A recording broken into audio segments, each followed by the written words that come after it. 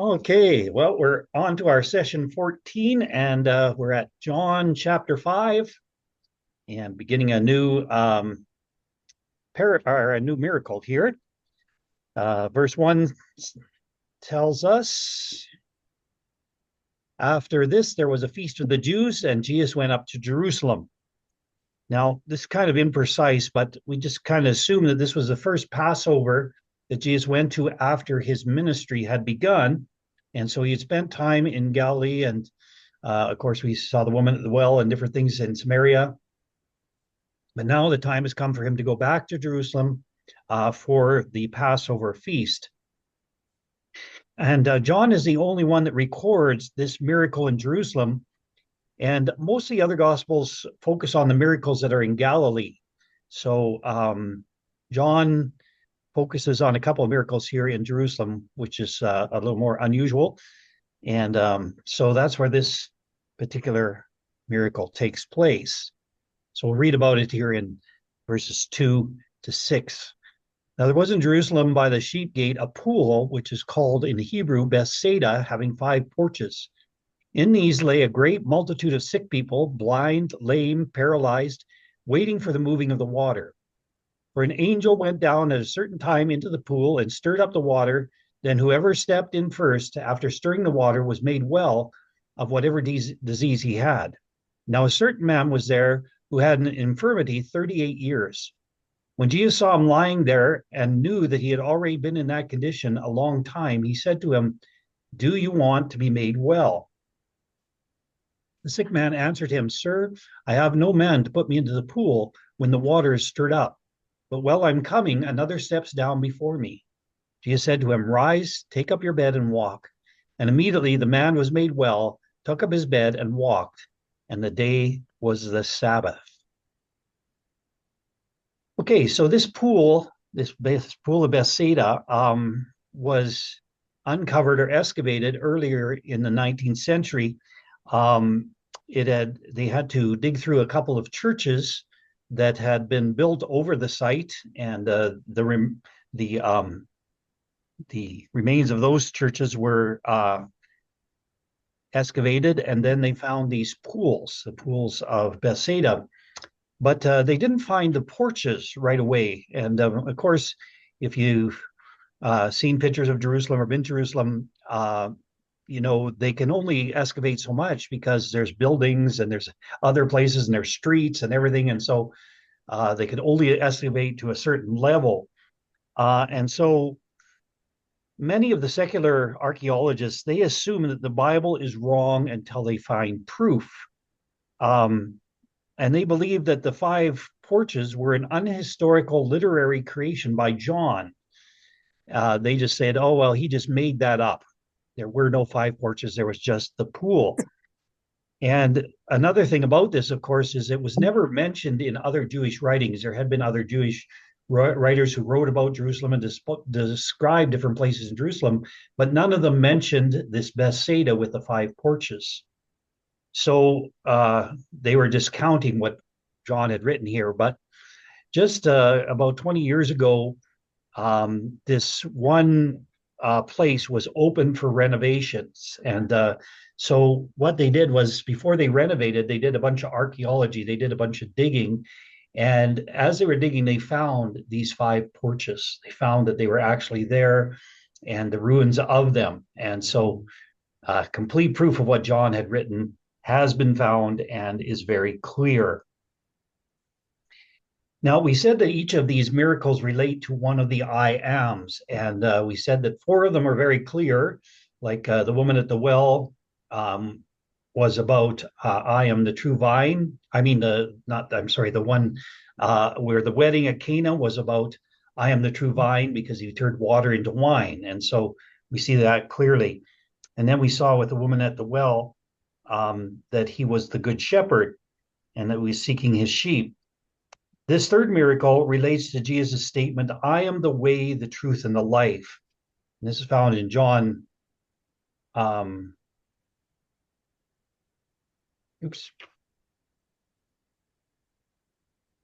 This is found in John 14:6. Jesus said, I am the way, the truth, and the life.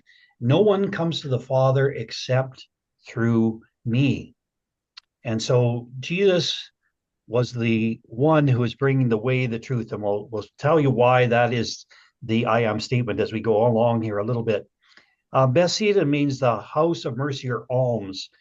Now, a lot of the liberal scholars want to tell us that verse 4 was added. So if we go back to verse 4 here, where it says, For an angel went down at a certain time into the pool and stirred up the water.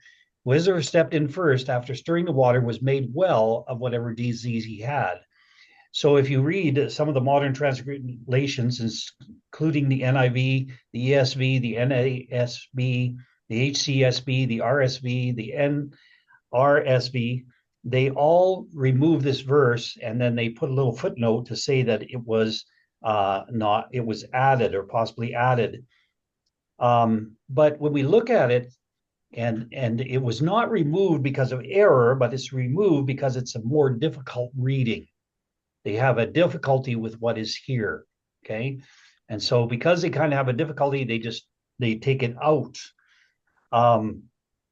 So let's look at this, reading it without. This is from the RS or the ESV. It says, Now there was in Jerusalem a sheep gate, a pool in Aramaic named Bethesda that has 5 roofed colonnades. In these lay a multitude of invalids, blind, lame, and paralyzed. One man was there and had been an invalid for 38 years. When Jesus saw him lying there and knew that he had already been there a long time, he said to him, Do you want to be healed? The sick man answered and said, Sir, I have no one to put me in the pool when the water is stirred. While I'm going up, another one steps down before me. Now you can see how this makes no sense without verse 4 in there, because why would he respond to Jesus saying, Do you want to be healed? And then he just talks about getting into the pool. But what does that have to do with being healed, right? So the verse 4 is pretty important to make clear what's actually taking place there and to understand it.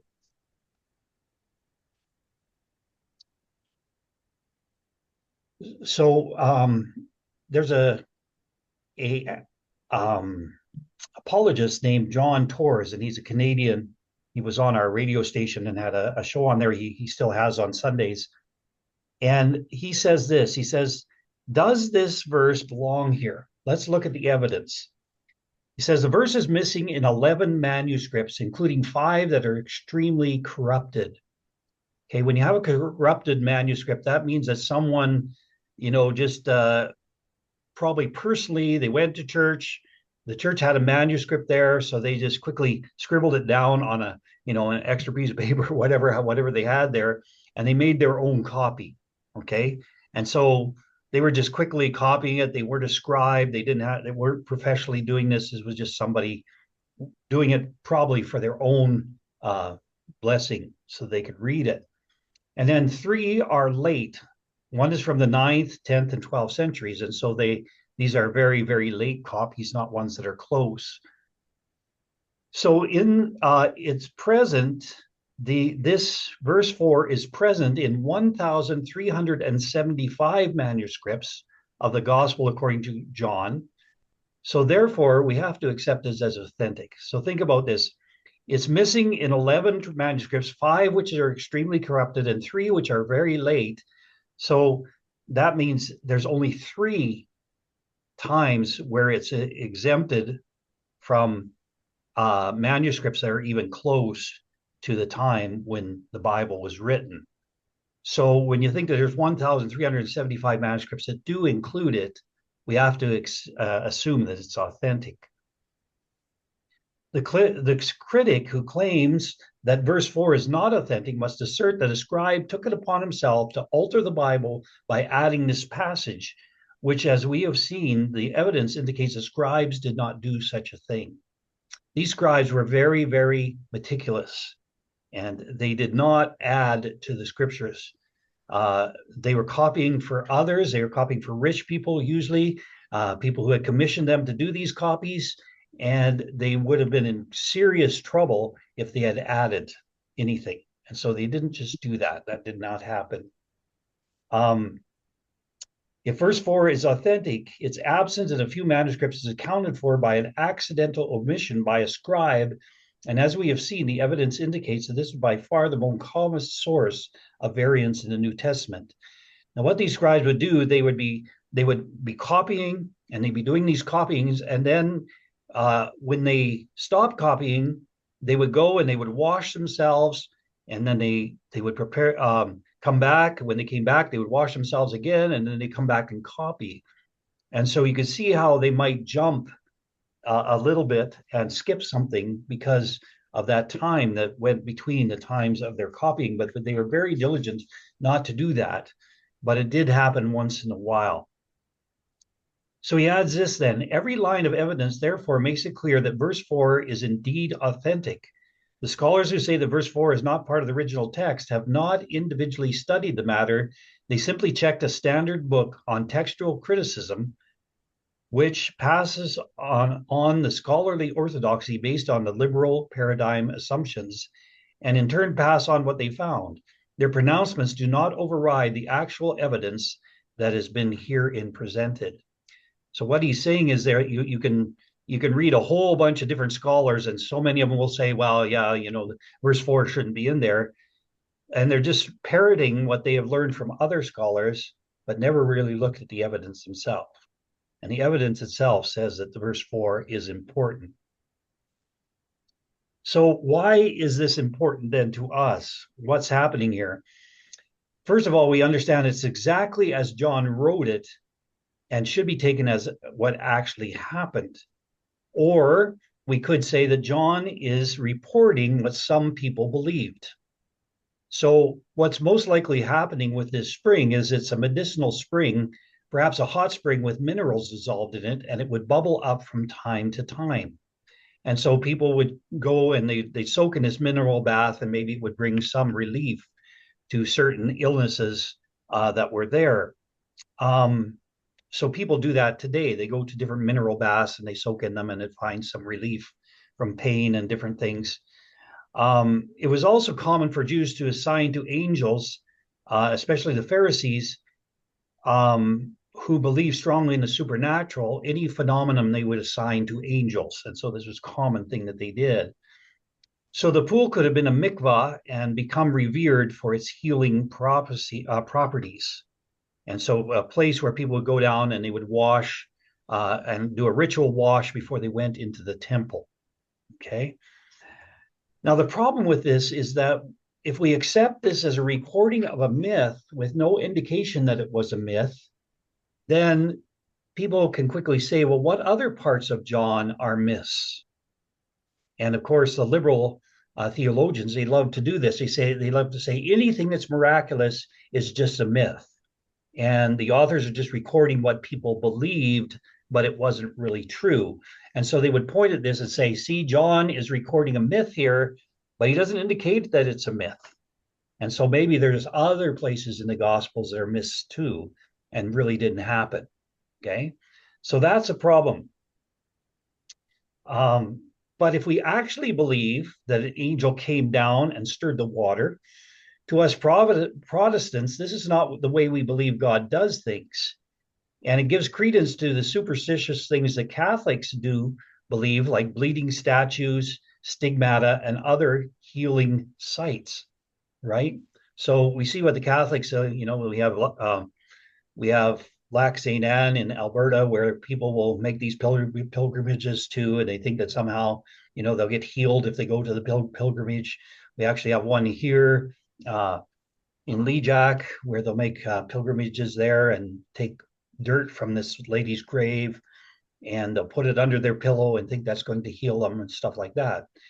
And God, this is superstition. This is not the way God works. We're to just have faith in God and believe for his healing, right? Now, to further complicate things, it could also have been a Roman site. Linguisto, which is a website, says that Ashkelons, which are healing centers dedicated to the god Asclepius, were widespread throughout the Roman Empire. Jerusalem during Jesus' time, mixed up here, experienced significant Hellenist influences. The presence of Roman structures, a theater, sports complex, baths, and the Antonofortis all point to a strong Hellenistic presence in the city. So there were a lot of Roman structures in Jerusalem during that time, and they could have built this pool and dedicated it to one of their gods. Comparing the Bethesda healing to the healing of the blind man at the pool of Siloam offers further insight. Jesus instructed the blind man to wash at Siloam, a site intrinsically linked to the Jerusalem temple. However, no such instruction is given to the man healed in Bethsaida. This discrepancy suggests that Bethsaida held a distinct possible pagan identity separate from the temple's religious sphere. Okay, so it could have been a Roman site and a pagan site. So this is kind of the challenge with this passage. Okay, now I think what we could assume is that it could have been an angel. Maybe there was some healing that God did through this, but it was an Old Testament thing, and it ceased when Jesus came around, when the New Testament came into being. There is a possibility that what they believe is that the reason the pools didn't have water and this bubbling didn't take place anymore was because of an earthquake that took place a little time after Jesus' time, and so it probably would have disrupted the whole spring and everything that was part of that pool. But whatever the actual situation is, Jesus steps into this man's life who is looking for healing, and he's not finding it according to the law, or even perhaps in desperation at a pagan shrine. Okay, so whether this was a pagan shrine or whether he's just trying to get into the water, whatever's taking place, it's not working. And so Jesus comes to him and says, "Do you want to be healed?" And basically the man says, "I've tried everything I could think of." And so he has tried all these other things, maybe even pagan things. And Jesus comes along and says, "No one comes to the Father but by me. Let me show you where true healing is. True healing is found in seeking the Father." And so he says, "Take up his bed and walk," and he does. And Jesus demonstrates that he is the way, the truth, and the life. It's not getting down into a pool, or it's not coming to a pagan shrine, or it's not seeking healing in any other place.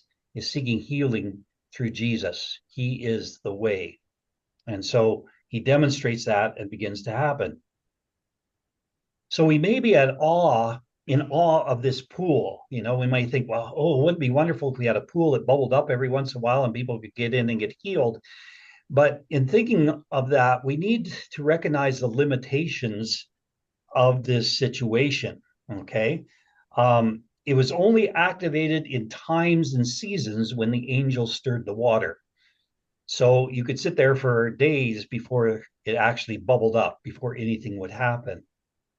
And then, secondly, it only healed the first one to get in, although there were many, many sick people around that pool.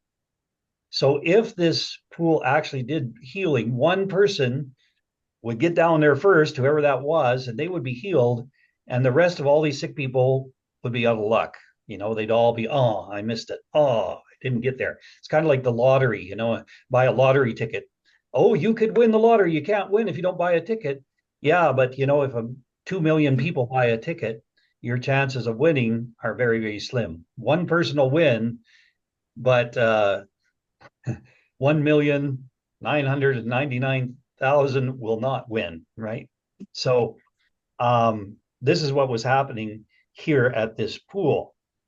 And then the other thing is the truly infirm people had no chance to get healed. This guy was sitting there for 38 years. Okay. We have some long waiting lists at our hospitals, but they're nothing like this guy. He was 38 years trying to get healed, trying to get into that pool, and he couldn't make it in. So everything about this pool was a limitation. Okay, it was like a promise that was never fulfilled, a promise that you couldn't reach out and take. And this guy for sure couldn't. And so Jesus comes and he heals one of the most broken and infirm of the bunch of people that were there. and he heals them with just a word. So, what he was doing was he was pointing to the true healing fountain. Jesus is the true fountain of healing, not some pool, not some statue who bleeds, not some lake.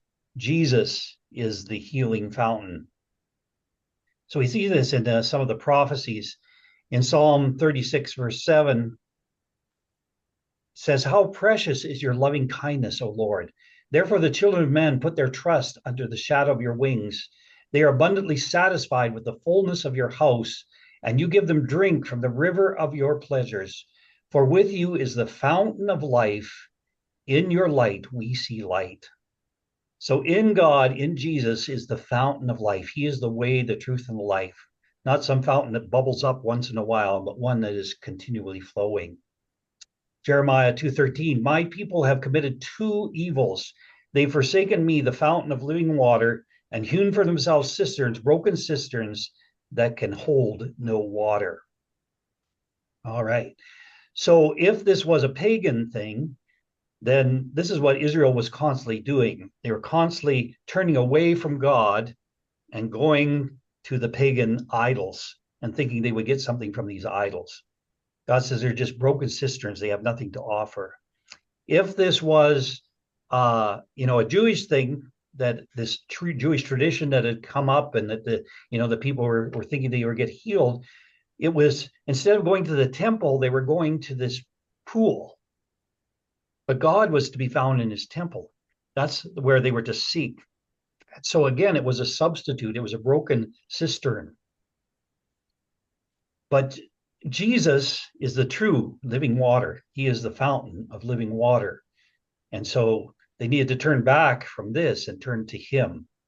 Zechariah 13:1, "In that day a fountain shall be opened for the house of David and for the inhabitants of Jerusalem for sin and uncleanness." And of course, that fountain was the blood of Jesus that was shed on that cross. And it opened the fountain of cleansing and purifying for all.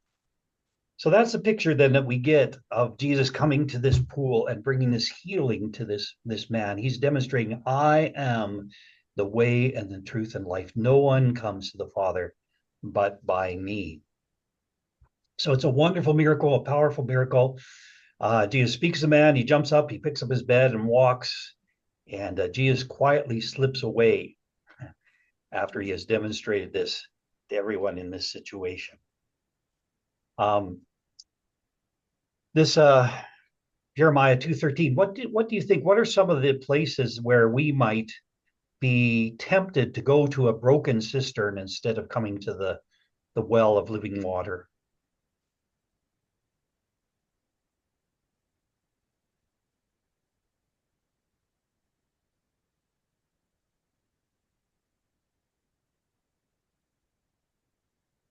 Where might we seek, spiritual blessing or spiritual life other than Jesus? Where might we go to?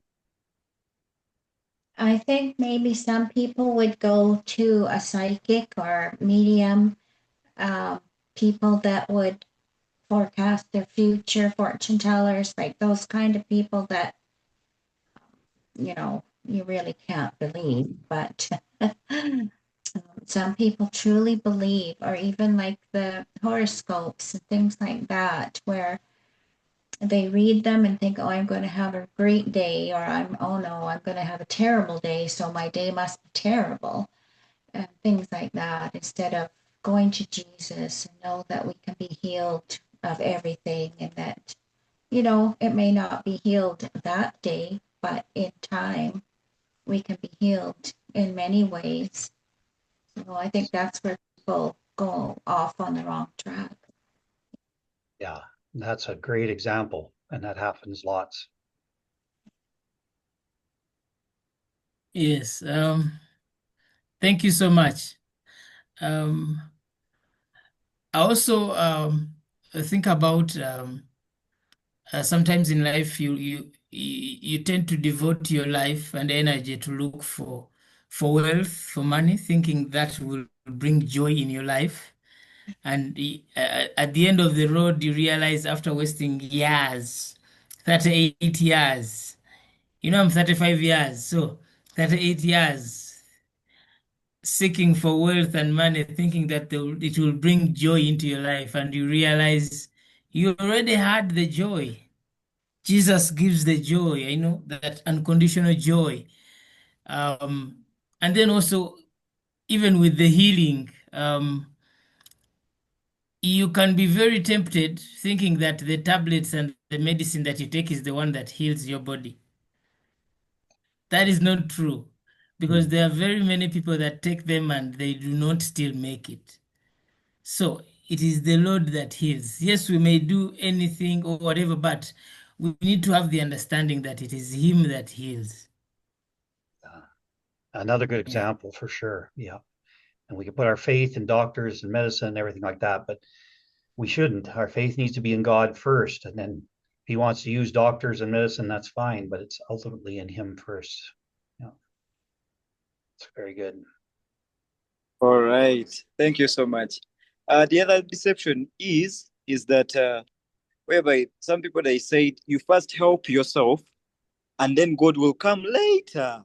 So first help yourself and then God will come later. So that is the biggest the distraction that can take away the faith from God. And then you say, no, I'll go somewhere and then I find out. Thank you so much. Good. Yeah. Yes, Thank you, Gary. I remember the quote, God helps those who help themselves. That's a big lie, right? That's for sure. And it is very funny. 95% of the people who quote that, they say directly, even pastors, they say that it is the word of God, that the Bible says, they quote it. Yeah, that's right. As if it's from the Bible, and it isn't. Yes. Yeah. And what you were mentioning there, Linda, it's a great temptation in Africa too, to just go to the witch doctor. Even, pastors and stuff, they'll go to the witch doctor to get some kind of healing potion or spell or something like that, and it just keeps wanting to draw them back. But it's an empty cistern. There's no life in it, and it turns us away from the true life that's found there. So this is definitely applicable to our times and to all human nature. Our eyes on the Lord, seeking Him, number one. All right, let's go on then. Oh, what, we got 2:35. Okay, we should have time to read this. The Jews therefore said to him, who was cured, it is the Sabbath. It is not lawful for you to carry your bed. And he answered them and said, He who made me well said, Take up your bed and walk. Then they asked him, Who is this man that said to you, Take up your bed and walk? But the one who was healed did not know who it was, for Jesus had withdrawn, and a multitude being in the place. Afterwards, Jesus found him in the temple and said to him, See, you have been made well. Sin no more, lest a worse thing come upon you. The man departed and told the Jews that it was Jesus who had made him well.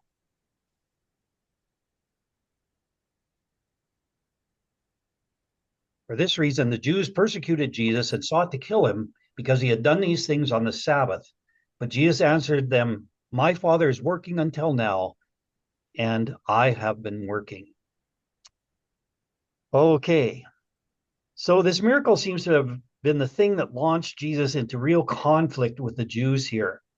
And in this case, they weren't so much taking issue with Jesus healing on the Sabbath, but the fact that he instructed the man to take up his bed and walk. And so this was causing a huge problem for their religion. And religion focuses on trivial things and misses the amazing miracle. A miracle at a pool where nothing like this had happened. Okay. So this miracle takes place. God is moving, God's doing a work, and all they can think about is this man's carrying his bed. They totally miss the point. They miss everything that God is doing. And that happens so often in revival. Okay, we're going to have to go on to